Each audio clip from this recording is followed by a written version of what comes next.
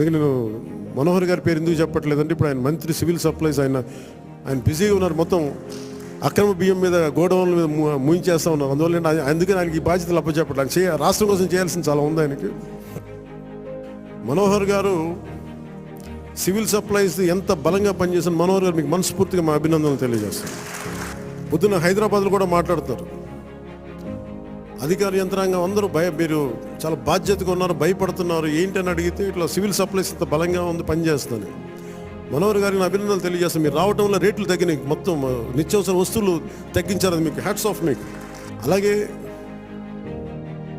కల్తీ చేస్తున్న ఎవరికైనా సరే పౌర సరఫరాలకు సంబంధించిన పబ్లిక్ డిస్ట్రిబ్యూషన్ సంబంధించిన రైస్ని, అక్రమ ఎగుమతుల్ని ఖచ్చితంగా బలంగా